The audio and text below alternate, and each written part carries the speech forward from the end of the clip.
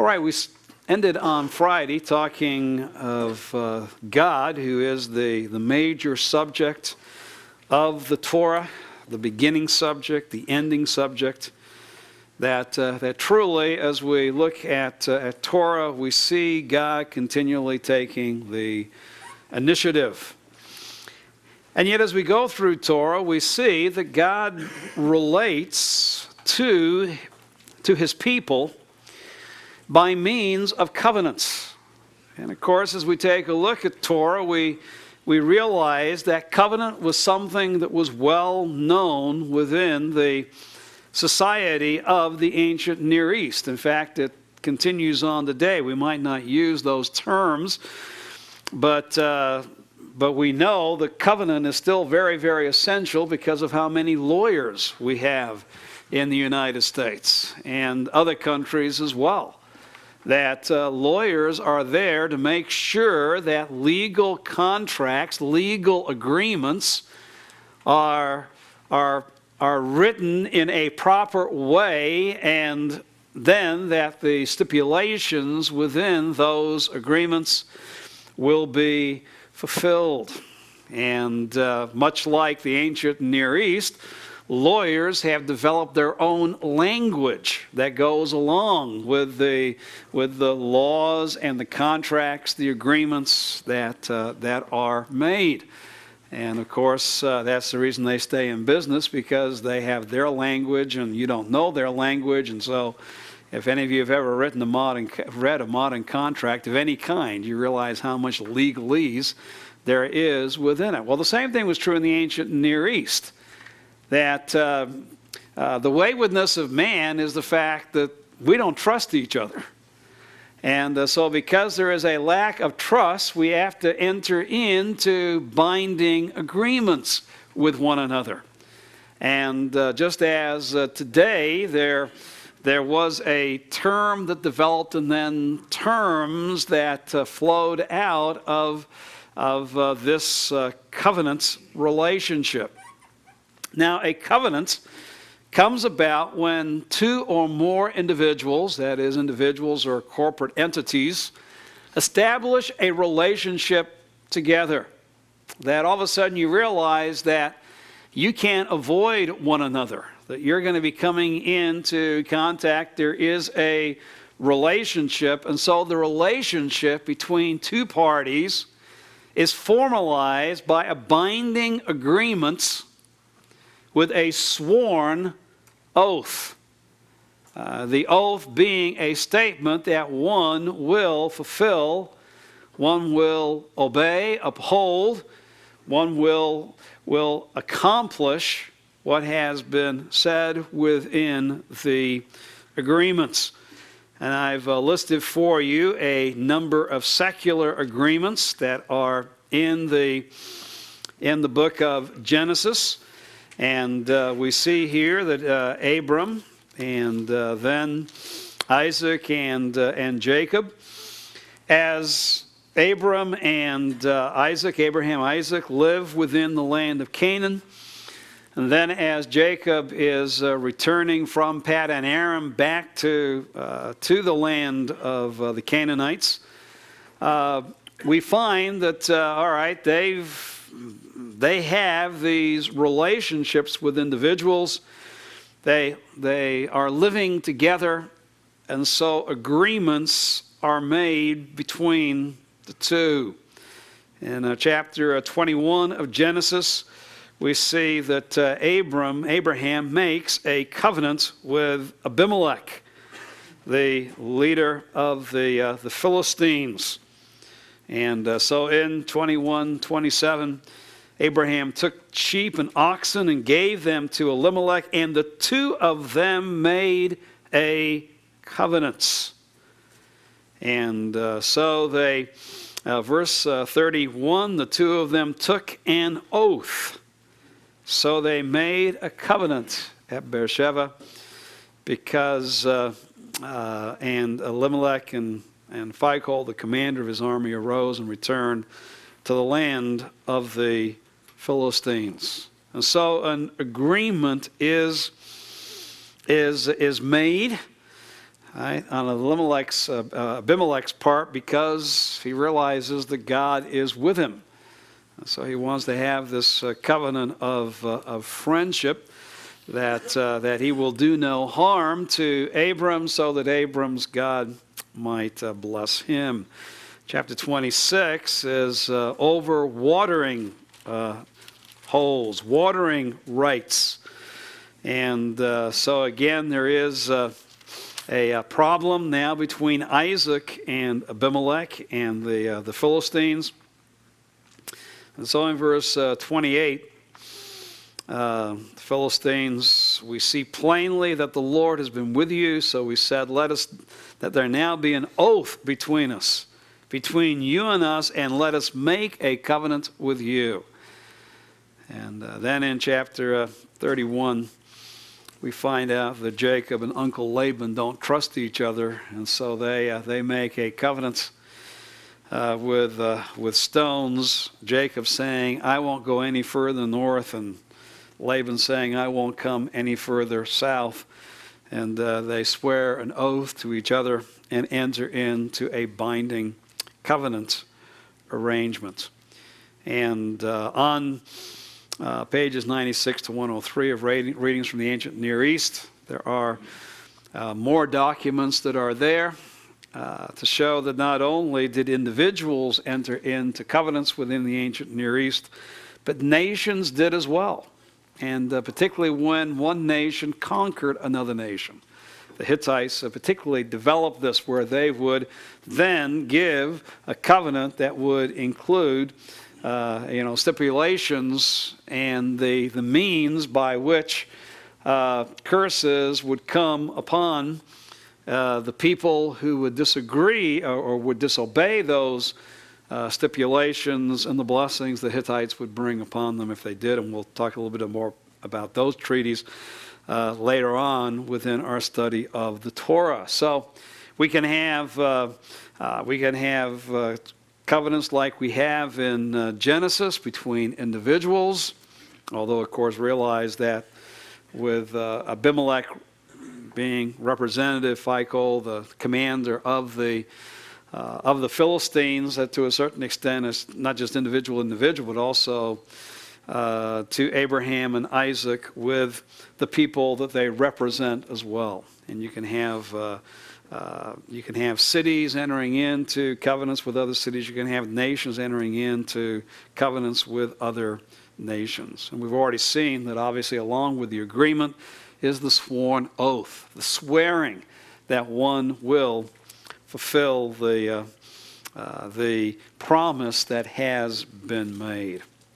It's against this backdrop where those within the Scripture were well acquainted with the whole idea of these binding agreements that were made with oath, that we see God using the pattern of covenants as far as his relationship with individuals and with corporate entities was concerned. In fact, in the Torah, there are 4 great theocratic covenants.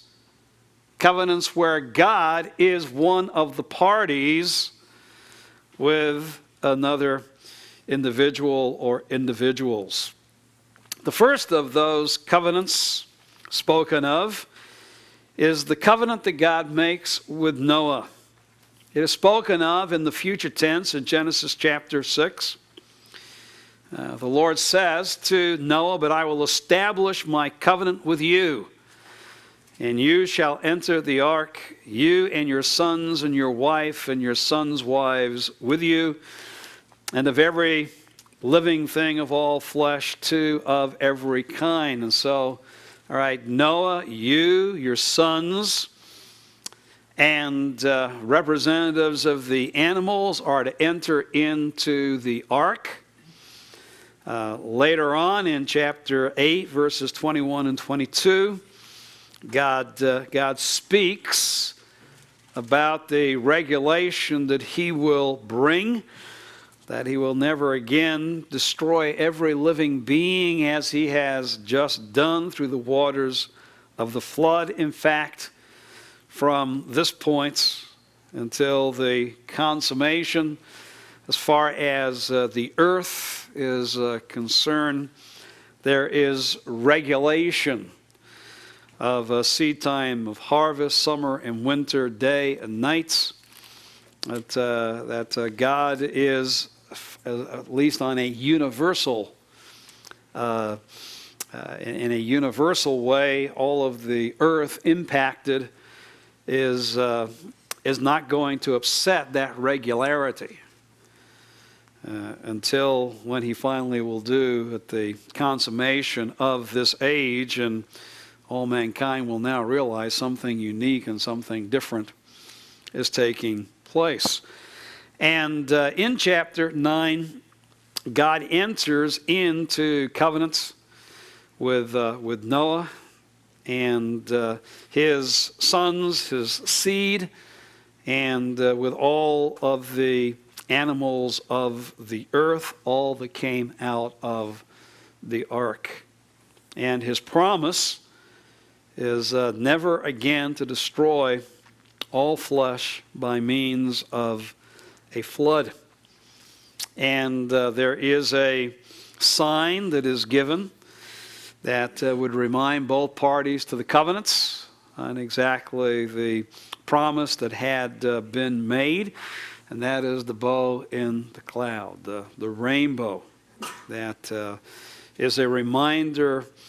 God doesn't need any reminder, but certainly a reminder to man of the fact that God has entered into this covenant. And of course, we'll come back to this as we start to think in terms interpretively. But of course, the implication is that God's desire for his created ones, his delivered ones, is their blessing. And we'll come and see how that will work itself out in the Torah as we start to get into the individual books and see the interpretation thereof. But observing at this point, God enters into this covenant with Noah. Then later on in Genesis, we see that God also enters into covenant with Abraham. Again, we'll look at this more detailedly when we get into Genesis on Friday. We will see that Genesis chapter 12, verses 1 to 3 are the underlying promise that God gives to Abraham.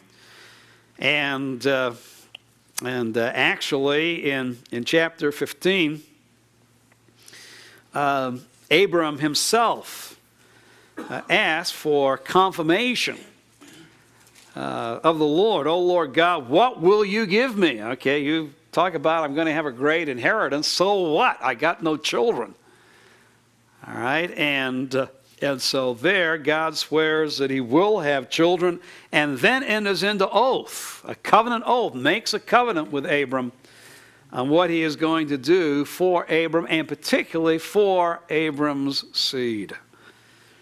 A covenant that is given with a sign in chapter 17, and we'll see the flow of the Abrahamic covenant and realize that God's deliverance and redemption of Israel in the Torah, which anticipates a future deliverance and redemption of Israel in the future, is based upon God's promise that is given to Abraham.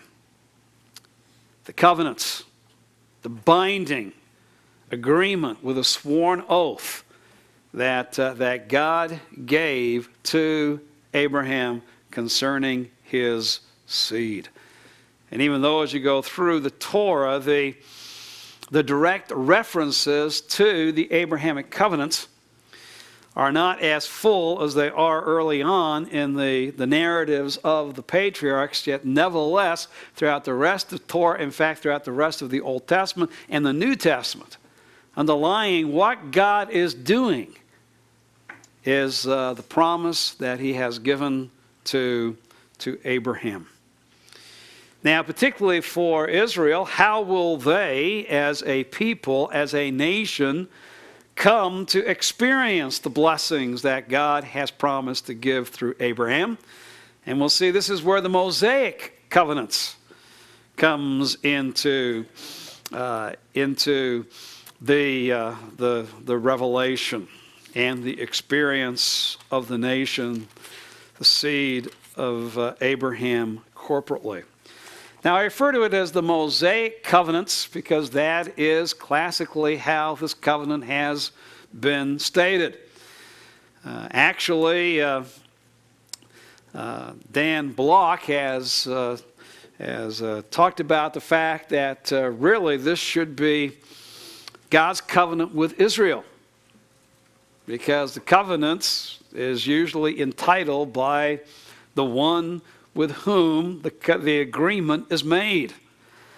And Moses is the mediator of God's covenants, his binding agreements with his sworn oath, and more importantly in the Mosaic covenants, with the sworn oath of Israel that they would obey what he has said.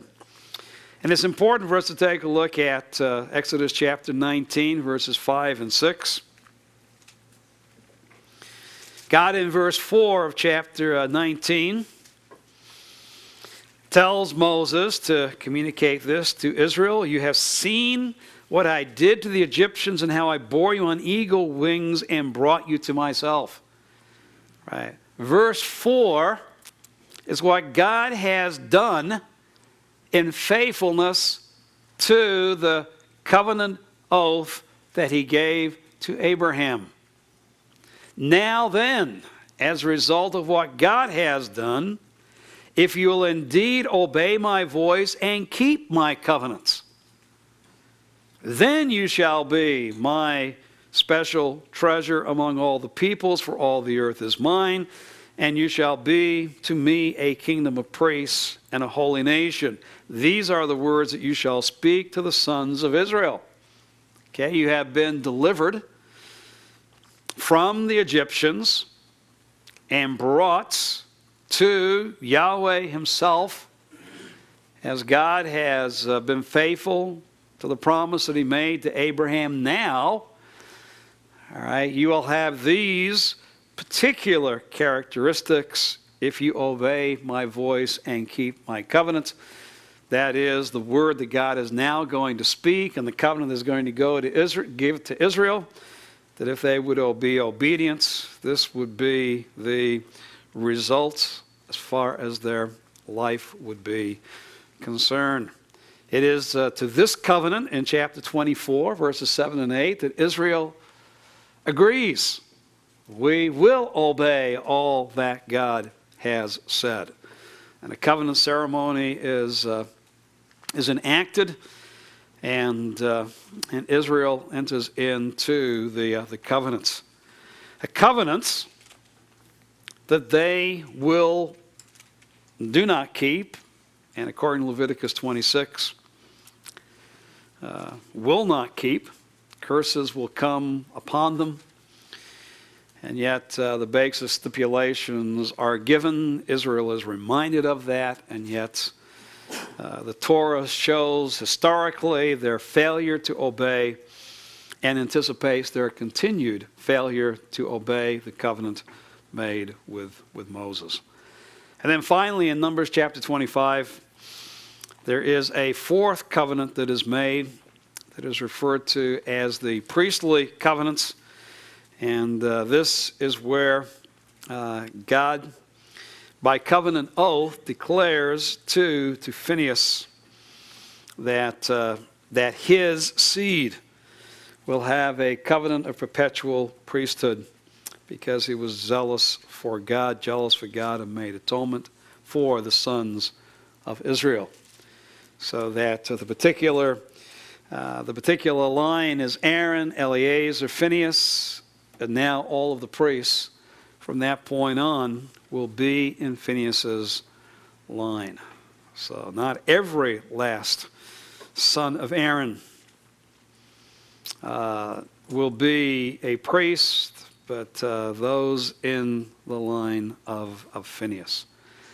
So with the revelation of God, what J.O. Motier talks about the divine, the revelation of the divine name that is seen within the Torah, and this emphasis on how God relates to his people by covenants, and how this emphasizes that the sovereign God, the creator God, the God who acts in behalf of his people, is a God who not only speaks his word, but also binds himself as also his people through covenants. And it is in the particular way that we see God is faithful and man is unfaithful within the Torah, and that God is always faithful to his promises.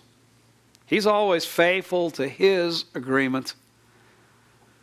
But we find that man fails to uphold his part of the relationship. And so Noah and his sons, all right, disobey. Abraham and his seed, his progeny, disobey. Israel disobeys. And of course, as you have gone through the Torah, I've already seen two priestly disobedience, a priestly disobedience that will continue on as we get into the former and latter prophets. And so what this all does is emphasize again the faithfulness of God. God is faithful to his word. And how unfaithful man is seen, how unreliable man is seen when compared and contrasted with Almighty God. So that gets you ready for a third theme that you see running throughout the Torah, and that is there's a lot of sin. And in fact, Moses is the initiator of a rich vocabulary for sin.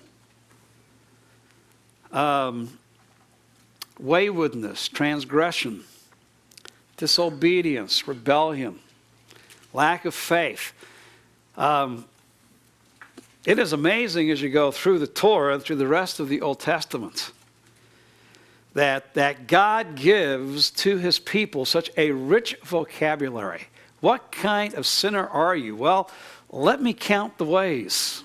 And words that have different nuances that all point back to the essential sinfulness of man. So you could go through and you could deal with this by vocabulary, and we'll let you do that in Hebrew exegesis, but certainly as you go through, even if you didn't pick up the vocabulary, there are enough narrative events which show the sinfulness of mankind, beginning in Genesis chapter 3.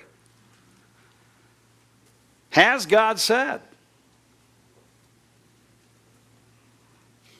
"From any tree of the garden you shall not eat"? Well, God has surely said that in Genesis chapter 2.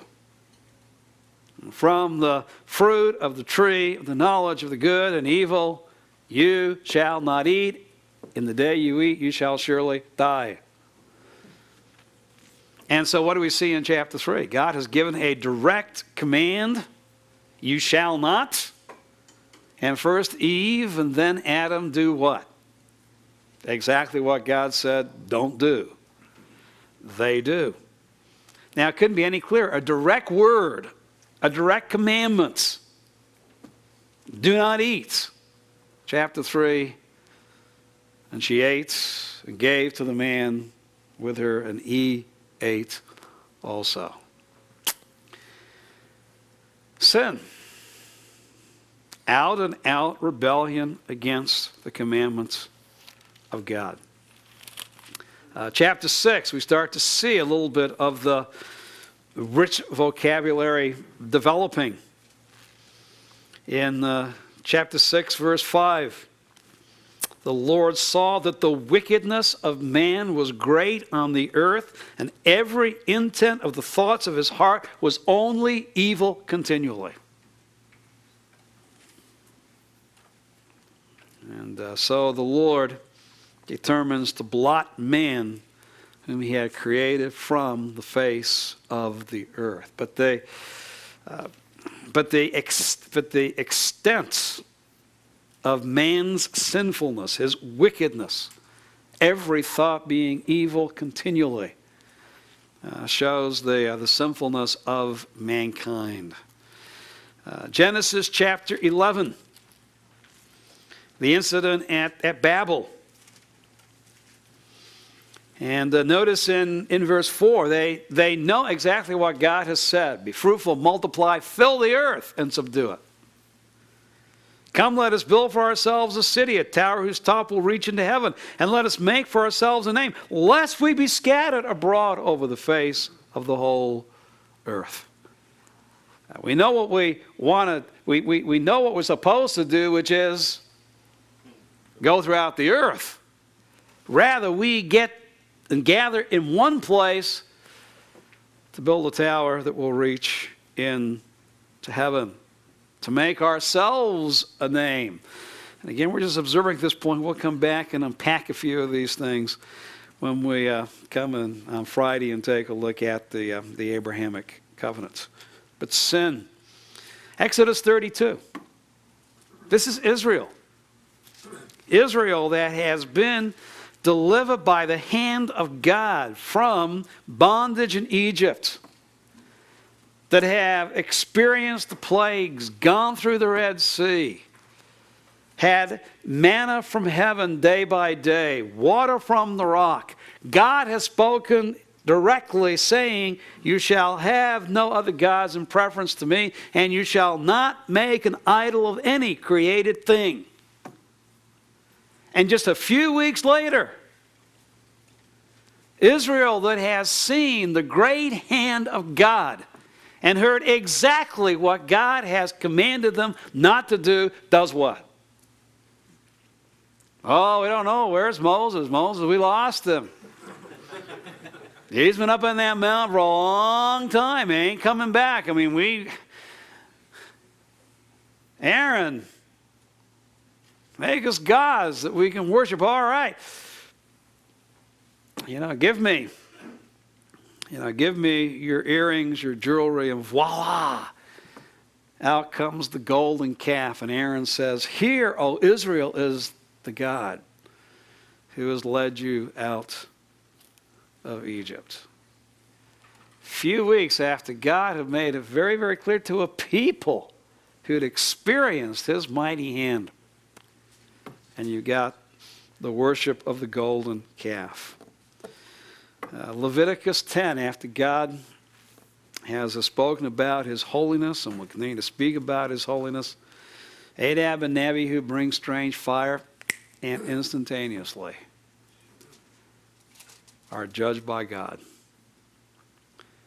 Numbers 14, Kadesh Barnea. People rebel against God. Chapter 20, 38 years later, Moses and Aaron rebel against God as Moses strikes the rock. Chapter 25, the son of Simeon, the man in the tribe of Simon, who commits immorality. First time Baal is mentioned in the Old Testament, not the last. In Numbers 25. Deuteronomy 1, which is a recounting of Israel's rebellion in the wilderness from Horeb until they're back at Kadesh and start their movement once again toward the land.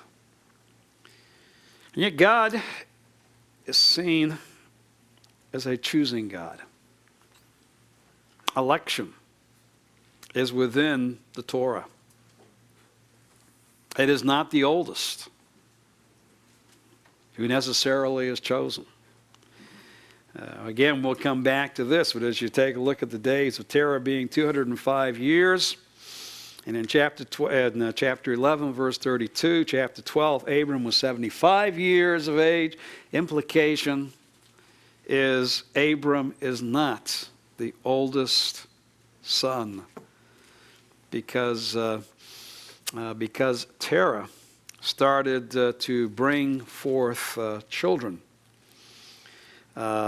when he was himself 70 years of age.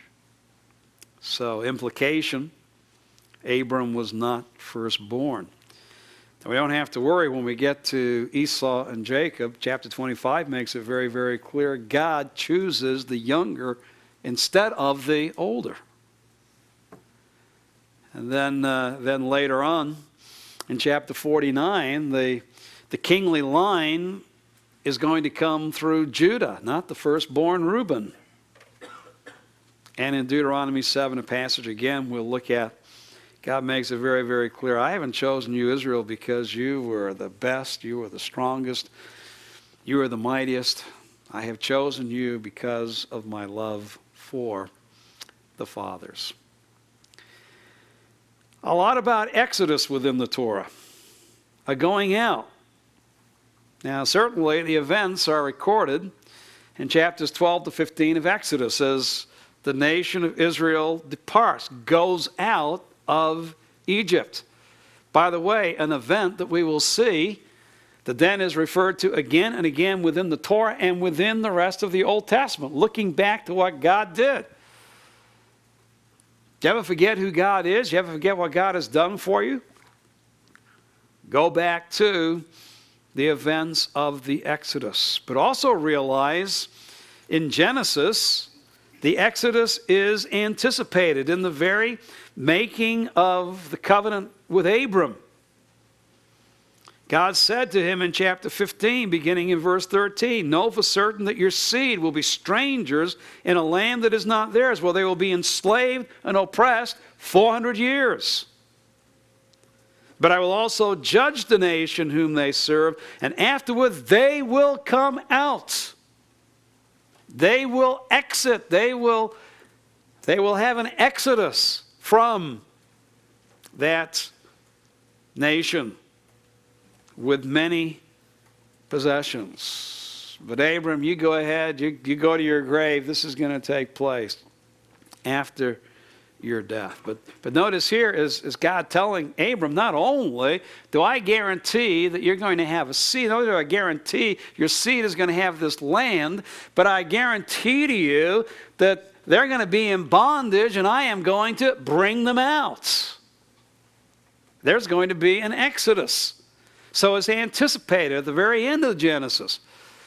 Joseph says, look, save my bones, because when you leave, take my bones with you. By the way, they did. You get to Joshua 24, and they bury the bones of Joseph in the land. And so God promises the Exodus in Genesis chapter 15. The Exodus is anticipated as Genesis comes to an end. So you shouldn't be surprised at how God does it when you read in the portion we call Exodus, as he brings them out, and how then, just as Genesis looks forward and anticipates, how the rest of the Torah looks back to what God did in the event of bringing Israel out of Egypt. We'll just leave it at this right now. There's a lot of law in the Torah. I'm sure that should have been an observation and a quick scan. Is there a lot of statutes, regulations, ordinances, judgments? In fact, God has a rich vocabulary for law as well. And chapters 20 to 23 of Exodus, Leviticus 1 to 7, 11 to 15, 17 to 27. In fact, you get in Leviticus and you're hoping for some narrative. Oh, tell me a story, Moses. Not some more law. And he tells you a couple of narratives of what takes place. They're not they're not real encouraging, but let's face it, Leviticus is a lot of law. You get into Numbers, and now you do get some narrative, but around the narrative again, some other law. You get into Deuteronomy, and God is going to take through that final speech, the final speeches of Moses to Israel. And the second of those speeches is going to be a restatement of the law, and particularly as it applied to the second generation as they were going into the land. God also establishes, and we'll talk about this, the tabernacle, the place where he will dwell, and Israel is able to come into his presence. But to come into his presence, they have to come by means of mediators, priests, that God will establish. And the priests are the mediators of the sacrifices and offerings that Israel brings. And the whole idea of a cultic place with cultic personnel, sacrifices, was seen in the other peoples of the ancient Near East as well. And we'll talk a lot about the differences that are seen in Israel compared to what we now know was taking place in these other cultic practices. And cult is, in this sense, not a false cult like a false teaching. We talked about cult just has the idea of that which is dedicated to helping a people come to their God. And so the cultic place, the cultic personnel, and the cultic sacrifices that were brought. And certainly you've got the tabernacle mentioned, you've got the priesthood mentioned, the sacrifices mentioned often after their establishment in the heart of the Torah.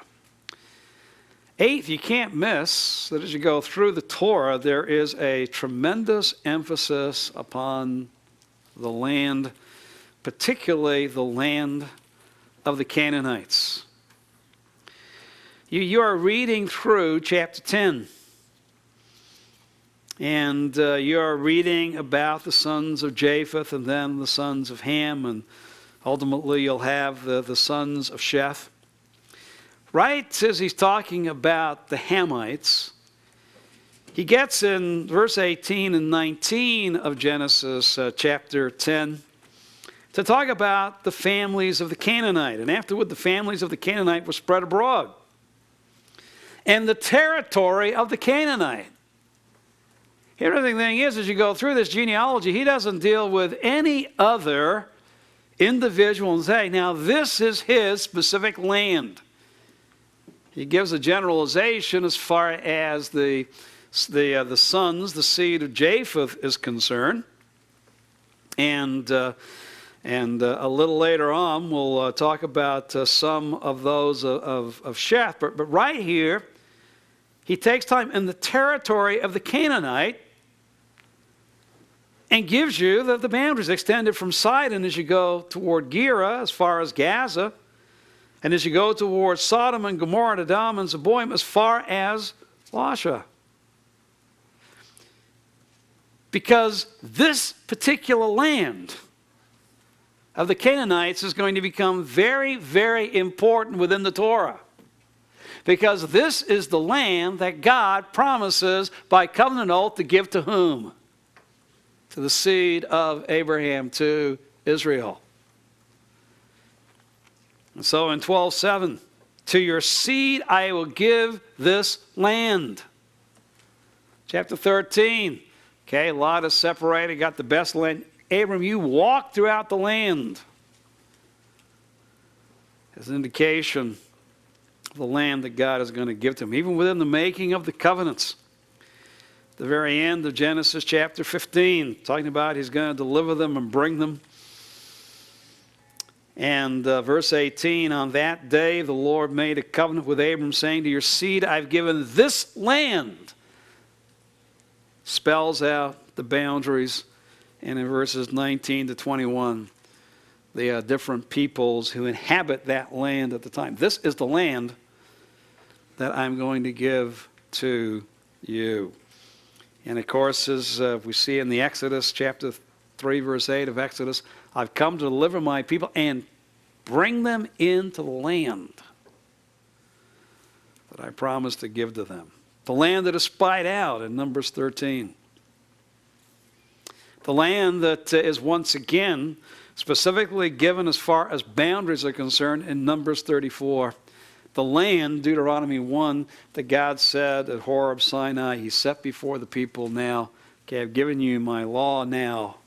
Go take the land that I have promised to the patriarchs. And so the importance of the land. And we're going to come back and discuss the land extensively. At this point, we're just getting our bearings on what is important.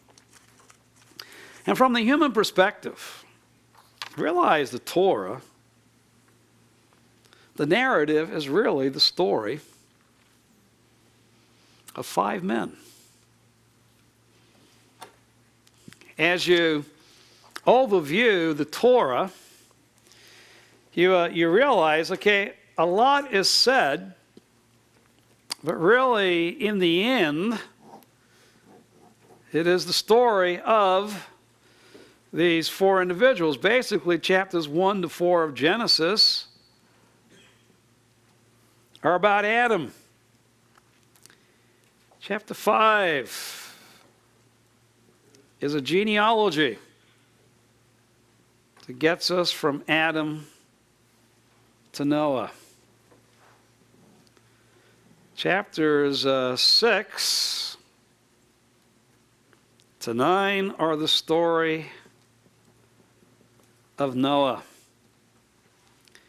And then basically in chapters 10 and 11, we have 2 more genealogies. One that tells us about the sons of Noah, and particularly concludes with Shem, and then we have the genealogy of Shem in chapter 11, getting us from Noah to Abram. So that as the final genealogy ends, we're now to the 3 sons of Shem, one of whom is Abram. Then, in Genesis chapters 12 to 25, now it is the story of Abraham. And, Isaac is the son of Abraham, but that's not the major part. In fact, there's an overlap between Abraham and then the birth of Jacob, whose name is going to be ultimately changed to Israel. He will be born in chapter 25. He'll be buried in chapter 50. Now, by the way, notice how as we are going through, we think about the importance of Abraham, but to realize twice the amount of narrative is devoted to Jacob, Israel, as to the life story of Abraham. And of course, Abraham's story is much longer than the story concerning Adam and Noah. And then we have 2 generations of Israel's history. We are introduced in Exodus chapter 2 to a man who will not die and be buried until Deuteronomy 34. You think there's a lot about Jacob or Israel.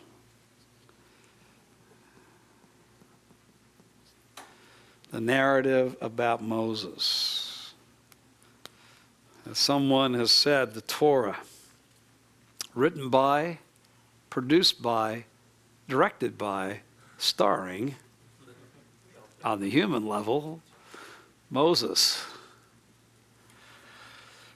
Now we know this is of God because Numbers 12 tells us what about Moses? Moses was a very proud man, right? Moses was what? The most meek, humble man upon the face of the earth. But it is very interesting, the one whom God uses to write the book has a lot of his story there too. In fact, we can write quite extensively about Moses from what we have seen within the Torah. As we said, Moses is born in Exodus chapter 2. Again, we've got a small genealogy and a narrative in Exodus 1. Let me put it right here. But a quick genealogy to get us from Jacob, Israel, and get us prepared for Moses, and then the story of Moses. We also start to see a little bit of how genealogies function within the Torah. They summarize a lot of history very, very quickly. They are the historical connections between the particular generations that Moses is going to concentrate on, directed by the Spirit of God within the Torah. Of course, they also show ancestry. Also shows what line individuals are in. So that we know that Abraham is in the line of Shem, and Shem is of Noah, and Noah obviously goes back to Adam. We can see the tracking of human lines through these genealogies as well. But they particularly function as well as historical summaries that go over a lot of years very, very quickly to get us from one individual or one time period to another. And then certainly the Torah slows down. And you get this. We're going to bring this up a number of times. That as you get into the Torah, you realize that the Torah is slowing down. Right? Adam's story, quickly getting to Noah, Noah's story. Now we slow down to take a look at the life of Abraham. Then we slow down even further to concentrate upon the life of Jacob, Israel. Then we speed up again to now slowly concentrate upon the 120 years of Moses. And even here, we start to realize that, well, the first 80 years of Moses' life goes by pretty quickly. It really concentrates on the last 40 years of Moses' life. And even there, it concentrates upon the year of the Exodus, the coming to Sinai, the 11 and a half months at Sinai, the first 6 months past Sinai, and then Numbers is going to, in just a few chapters, quickly survey for you 38 years of history to get you to the last year. And then even with the last year, that's going to slow down in Deuteronomy to the last month of Moses' life. So we got to realize that, all right, as we go through the Torah, this is not your equal opportunity narrative. God has led Moses to concentrate upon certain people, including himself, and certain very important periods of human history leading up to his deliverance of Israel and entering into covenant with them at Sinai. By the way, as we get into Moses, we'll talk about this later, but realize Israel comes to Sinai in Exodus chapter 19 and will remain there until Numbers chapter 10. You talk about how Moses slows down the narrative on these 120 years. What's the most important year? Right in the heart of the Torah. What takes place at Sinai. As I said, it's going to slow down again in Deuteronomy, which we'll take a look at the last month of Moses' life. All right, so you're going through the Torah and you pick this up. You pick up, all right, there's certainly, under the direction of the Spirit of God, a selection that has been made of what is key and important for Israel to hear on the plains of Moab, and for Israel to continue to hear in the Old Testament, and for you and I now to read the Torah. By the way, you got to realize as you read the Torah, as with all the Scripture, there's a lot more we'd like to know than what is there. I mean, you live in a day and an age where, God spoke about creation in 2 chapters. Today, would you can what took place at Sinai, Lord, and give us more on creation? And God is saying, I gave you enough about creation to understand everything you need to know. I'm the creator. You're the creative one. All right, now. All right, and for Israel in particular, you need to know what took place on Sinai and why it took place. Because God is not about answering all of our intellectual curiosities. God's word is about telling us about himself and about ourselves. About God and man. So that man might come to know God, worship and serve him. The one who has made him. That's the purpose of the Torah. That man might come to know their God. That might come to know who they are before their God and what God expects of them. So, as we go through the Torah, we see that in the end, on the human level, it is really a story in narrative. The narrative basically focuses upon these 5 men. And the one who created Adam, and the one who buried Moses, the one who was there before Adam, and the one who was there after Moses is whom? The ultimate hero, God. So, the Torah. Now, traditionally 5 books, 5 men. Now, they all don't show up in the 5 books. There's not a whole book about Adam, etc. But think about the Pentateuch, a 5-volume book, all right, within that book, 5 men. Adam, Noah, Abraham, Jacob, changed name to Israel, Moses. And as we take a look at those 5 men, we've got something now within our mind of how quickly the Torah begins and how it slowly will slow down to the events at Sinai, then quickly speed up to get us to the plains of Moab, and end there and concentrate with the final speeches of Moses, which really, in those speeches, helps us to appreciate what the Torah is all about that we've read up until that point. All right, well, these have been basically observations. These, through repetition of people, have really dealt with places, but ideas that come up again and again within the Torah. Right? These start to give us an understanding and appreciation of the whole. All right, as we've taken a look at those themes. All right, what is the purpose? What is the structure? All right, well, let's wrestle with the purpose and the structure of the Torah. And the easiest way to do this is to realize that we're not the first ones who scanned the Torah. In fact, done more than scanning.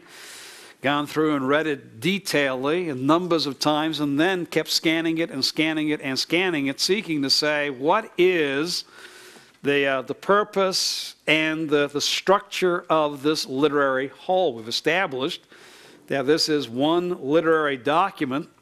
All right, what is the purpose? The classic traditional definition is followed by David Klein's. He, as I said, wrote the book approximately 25 years ago, the theme of the Pentateuch, and follows the promise fulfillment understanding that in the Torah you have the partial fulfillment of God's promise to the patriarchs. It's only partial because more of that fulfillment awaits in the rest of Scripture. And of course, how and when you see the fulfillment of God's promise to the patriarchs, of course, is a theological conundrum that is spoken and debated much among theologians. But all Klein's is saying at this point is very definitely every promise that God gave to the patriarchs is not fulfilled by the time you get to the end of the Torah. The Torah ends incomplete in that sense. The very fact that Israel is poised on the borders of the Jordan, ready to go in the land that had been promised to Abraham, to Isaac, and to Jacob, shows, of course, that, and it's not within the Torah, that the land is conquered, and that promise, and we'll talk when we get to Joshua about the fulfillment aspects. Was it totally fulfilled, partially fulfilled, even there as well? But definitely the Torah ends on a note of partial fulfillment of God's promises to the patriarchs. Now for Klein's, God makes promises in three areas to the patriarchs: concerning their seed, their progeny, concerning his relationship with them.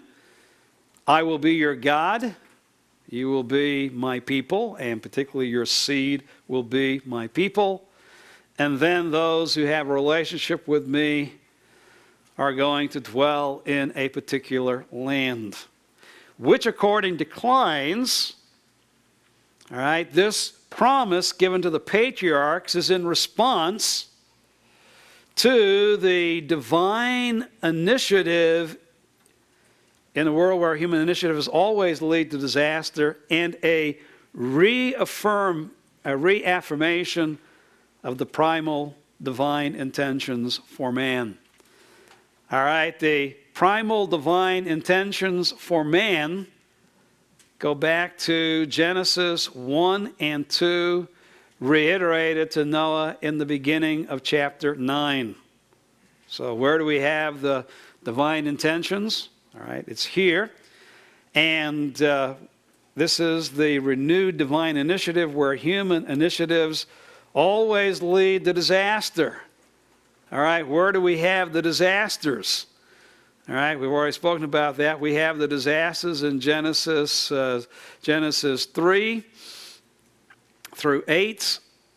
And we have a further disaster, obviously, in Genesis chapter 11.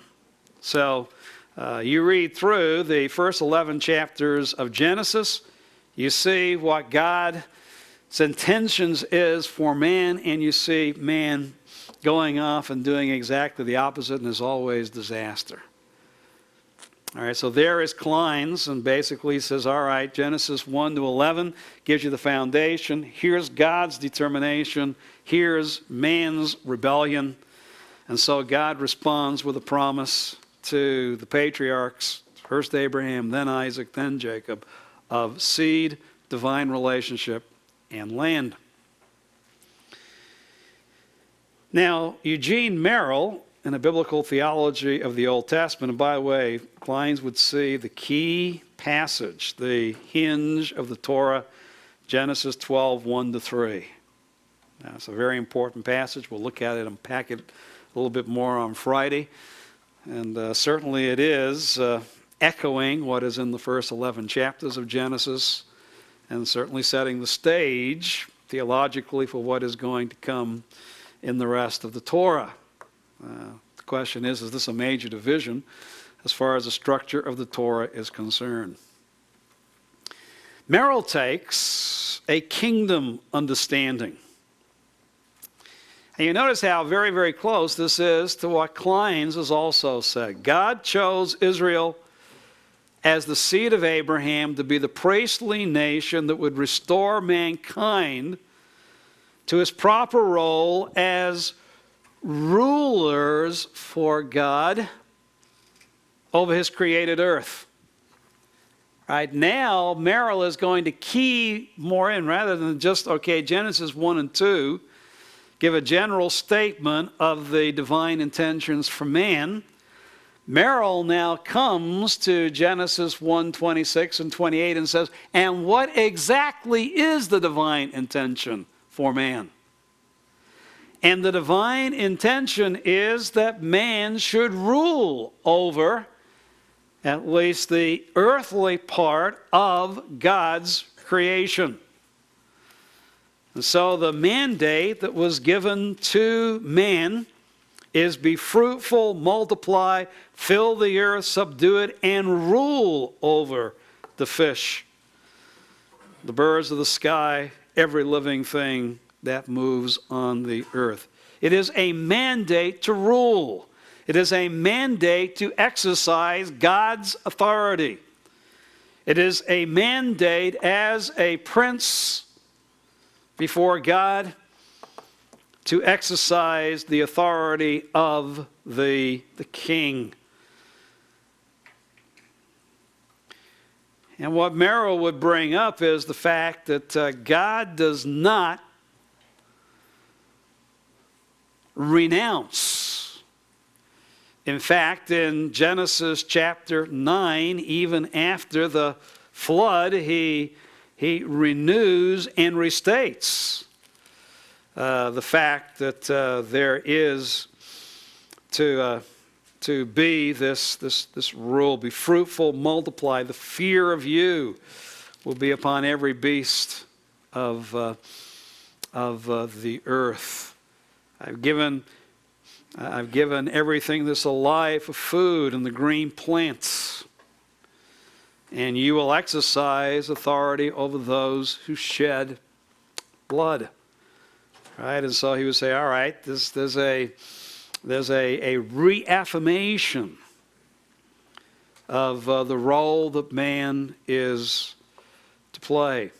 And yet what we find is first the seed of Adam and then the seed of Noah fail in this. And so God chooses Israel as the seed of Abraham. And notice he places the emphasis, yes, all right, a promise is made to Abraham, but it is the result of that promise in Israel that is vital to him. And he brings up and I think rightly so, that the Torah as a whole in the end is about God's relationship with Israel. And so I say, okay, the purpose is now that God is going to exercise his authority now through this priestly nation, this holy people who themselves will fail. And so God ultimately, as you get into the latter prophets in the New Testament, will bring the true Israel, the true seed of Abraham, who will be obedient, and ultimately national Israel will be brought to faith, obviously as a dispensational understanding, whereas number one has tended more to be understood in a covenantal approach. Now, Kleins is not a covenant theologian. Kleins doesn't even in the end really believe in theology. He just believes in, let's take the Bible and see what we can find out from the Bible. He is not a believer in biblical inerrancy. I think broadly he believes in some way the Bible, speaks about God and communicates something about God to us, but he is much more, liberal than any of us within this room, but certainly what he has, what is encapsulated is, very much in line with what has been the classic covenantal approach to the Torah. And Merrill's statement has been much more what has classically been followed in a dispensational approach to the Torah. And then to throw a little bit of a monkey wrench into the whole thing comes a work by an evangelical, John Sailhamer, probably within the last decade, the most influential work upon the Torah as a whole, and that is the Pentateuch as a narrative. And he brings up what he calls the faith failure understanding of the Torah. Now, if Kleins will particularly emphasize Genesis 12, 1-3 as being key to unlocking the Torah, and Merrill will see Genesis 1, 26-28 and Exodus 19, 4-6 as being key to unlocking the Torah. Sailhamer says, now look at the New Testament. The New Testament, what is the most important passage quoted from the Torah within the New Testament? Genesis chapter 15, verse 6. Quoted much more than these other passages. Abraham believed God, and it was accounted to him for righteousness. And saying, all right, now, as you take a look at the New Testament, and let me bring it over because I put some more verses here, and I'll zoom in on them so you can pick them up once we just go over this. He calls this the faith failure understanding of the Torah. And he says, now, you read through the whole narrative. Now, faith, the verb to believe, is not used that often within the Torah. But when it does use it, it is used as very important and very strategic. In fact, what you see before Sinai is God honoring faith. What you see at Sinai and after Sinai is that as God gives the commandments, Israel forgets that those commandments are based upon a foundation of faith, and Israel is seen to be wayward and therefore failing. And faith is that which overcomes the failure of Adam, of Noah, and particularly of the patriarchs, and yet we do see their failures, that what the Torah is all about is that outside of faith, man is a failure before God. It takes faithful obedience. And so he says, the importance of faith toward God was seen before Sinai, and then we have the failure of Israel under the Mosaic covenant because of a lack of faith that point to the fact that God is going to have to send the ultimate seed of Abraham, and that the fulfillment of the Abrahamic covenant will not come through the Mosaic covenant, but through the new covenant. And of course, this key passage is Genesis. But let me zoom in so you can see these other verses too that I've written out. He would say, now, take a look at the fact that before Sinai and the events of the Exodus were in response to Israel's faith. So in Exodus chapter 4, verse 31,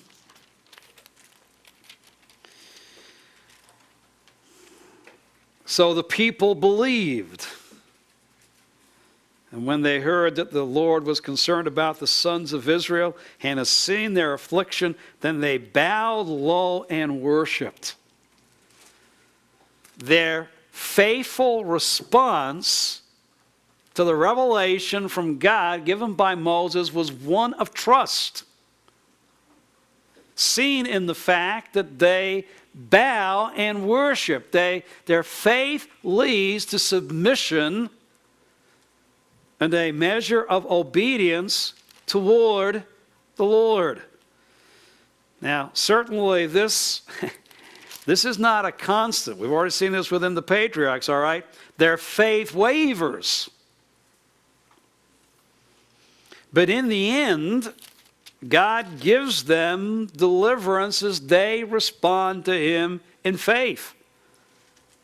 Exodus 14:31, when Israel saw the great power which the Lord had used against the Egyptians, the people feared the Lord and they believed in the Lord and His servant Moses.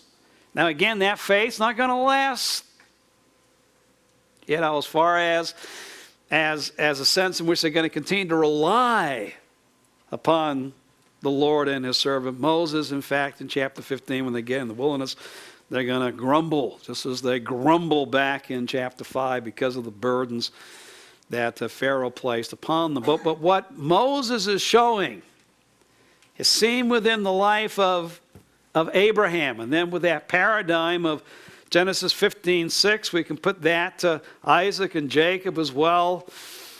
That even though their faith wavered, that in the end, they are faithful men, and God accounts that to them for righteousness. Ultimately, His blessing upon them is because of their faith. The same thing is seen with Israel in Exodus 4:31, 14:31, that as they respond in faith to what God has revealed concerning Himself, His plan, and as the plan is unfolding, as they will take Moses at his word, stand still and see the salvation of God, walk through on dry ground. As they faithfully obey, God brings His blessing and brings deliverance. Because at this point they are acting like Abraham. They are acting in faith. Even as they came to Sinai, chapter 19, verse 9. Behold, I have come to you in a thick cloud in order that the people may hear when I speak with you and may also believe in you forever. All right, I'm going to do it this way so that Israel will realize you're my spokesman. You've given my instruction, my guidance to them, and they might believe you and therefore follow. However, as you get into the rest of the Torah, you find out Israel does not exercise that faith. In fact, from then on, they are seen to be unfaithful. Numbers 14:11 in Kadesh Barnea, why don't you believe me? Chapter 20, verse 12, to Moses and Aaron, you did not believe me, and therefore you were disobedient. Deuteronomy 9:23, Israel failed to believe, therefore they were disobedient. And so as they had begun, at least with a measure of faith, it was, God did it this way, they might continue in faith, but they were not faithful, therefore they were not obedient. And so that's what leads Salem to say, now this is what it's all about. This Torah is all about failure comes when there is a lack of faith directed toward God, and even those who exercise faith do not, are not perfect in their faith, but it is the means whereby righteousness and the blessing of God come. And the whole purpose of the Torah is to communicate to Israel that it's not by works of righteousness that one has a relationship with God, but it's on the basis of responsive, faithful obedience in the Lord. Now this is very, very subtle, and I'm not sure at this point I would go along with Salinger and say that's the overarching theme. Now it is very, very true that there is the important aspect of faith, and then the wayward heart, the unbelieving heart. that leads to disobedience. But I would probably subsume that somewhat more under Merrill's point of view as far as the purpose of the Torah as a whole. But I think where Sailhamer has made a vital point is helping us understand the structure of the Torah. There's a hand over here. On the Exodus 19:9, when it says, "When I speak with you and may also believe in you forever," how does in other words, forever? Moses is going to be the instrument that God is going to use to speak His word, to communicate His revelation. And what he's saying is, first and foremost, they need to believe that you are my spokesman, that you are the mediator of this covenant. They are to accept you as bringing my word to them. All right, and that's the whole problem of chapter 32. Whereas this Moses, he's gone. We don't follow him anymore, Aaron. Now we'll follow you, making da-da-da-da-da. So it's not really a promise then. God isn't saying, making a promise that these people will believe. No. He's saying, I'm doing it this way because this is the way that should lead them to believe. Okay. And seeing the phenomenon is going to take place at Sinai, the sound, the lights, the voice from heaven, and then God confirming by writing on the two stones what is said. In other words, he's doing all of this because it should engender belief. It doesn't. It engenders rather Israel viewing themselves as, we can do this, we will do it, we will do this on our own strength, our own power.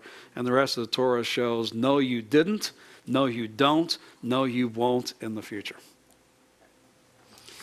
Right, now how this works out as far as structure, all right, the traditional structure is you got the 5 books.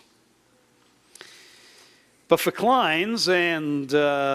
well, I already underlined it for you, but notice how you've got the seed, you've got the relationship, and you've got the land, all the outworking of the promise that is given, and Genesis 1 to 11 showing the need for Abraham. Now again, that's true. Genesis 1 to 11 does show the need for Abraham. And certainly God is going to enter into covenant with Abraham. And I've already said, this is the backbone, the foundation of them, what is further stated within the Torah and really in the rest of Scripture. The problem again comes, is there a major structural division in the Torah between Genesis 11 and Genesis 12? Same thing with Merrill's understanding, all right, primeval history in Genesis 1 to 11. All right, this is where the rule, the statement of kingdom authority is given. That then promised to Abraham, now being how this is going to work out. And then we have the beginning of the history of the nation of Israel, because that's the focus of the Torah, how this kingdom purpose of God can work out within the Torah. Sailhamer has a fairly simple outline. Without the faith and failure of the patriarchs, I think really helps us to appreciate the structure of the Torah. Genesis 1 to 50 is the faith and failure of the patriarchs, including Adam and Noah. Exodus 1 to Numbers 25 is the faith and failure of the sons of Israel. And Numbers 26 to 34 is the future failure of Israel in the land. What happened in the past is going to continue on in the future. And yet, the promise of future repentance and restoration of Israel to the land when their heart is circumcised and they come finally to believe and trust in the Lord and obey Him. Now, there is some insights that I think is seen within the structure. The first 2 of these come from Sailhamer, and then show you how I've worked them up. Let me just start this way. Sailhamer shows that as you go through the Torah, you have this narrative that will culminate in three passages that have the same structure. The central narrative figure in that part of the narrative calls an audience together with an imperative, proclaims, using a cohortative, what will happen, and then the same phrase, significantly used only 4 times in all of the Torah, at the end of the days. The only other place where the end of the days is used in the Torah is in Deuteronomy chapter 4, verse 30. And here's where Moses speaks about the fact you're going to go in the land, you're going to serve other gods. And when you're in distress and all these things have come upon you in the latter days or at the end of the days, you'll return to the Lord your God and listen to his voice. Something is going to re-echo when you get to Deuteronomy chapter 31. So it's significant that 3 of the 4 usages of in the end of days are within this similar structure. In Numbers 24, it's Balaam and his 4th oracle, who calls together an audience and proclaims what will happen to the Moabites, those who've hired him, and Israel at the end of the days. And in Deuteronomy chapter 31, Moses at the end of his life will call together an audience and proclaim what will happen to Israel at the end of the days. Now, Jacob is doing the same. He speaks about what will happen to Israel, the sons of Israel, the 12 tribes at the end of days. By the way, this is not what's going to take place when they go in the land the first time. It's what's going to happen in the future. Because as the Torah ends, the end of the days has not yet come. Dr. Booz prepared us for this yesterday. There's an eschatological flavor in the Torah as in the rest of the Scripture. What is God going to do in the future at the end of the days? Right? Jacob speaks about that. Balaam speaks about that. Moses speaks about that. And we're going to see that what Jacob and Balaam and Moses reveal in the Torah is what the latter prophets are going to pick up when they talk about what's going to happen to Israel and the nations at the end of the days. And God fulfills the word that is given here within the Torah. So it's interesting. You have these 3 very significant places where God looks ahead. Now that helps us with the structure because basically you have a narrative that then when the audience is drawn together, what's going to take place at the end of the days is given to us in poetic form. The oracles of Jacob, the oracle of Balaam, and then the song of Moses. Followed by an epilogue where someone dies. Jacob, and then Joseph, the man of Simon, and then Moses. By the way, we're going to find out in Numbers 31, the man of Simon has this immoral relationship with the worshiper of Baal because of the instigation of Balaam, who dies with the Midianites and Moabites. So Numbers 25, when you get to Numbers 31, is anticipated the death of Balaam. So Jacob, Balaam, Moses, should be up there. And in the epilogue, you have your statement or implication of their death. The spokesman dies, but God remains who will fulfill his word in the future, at the end of the days.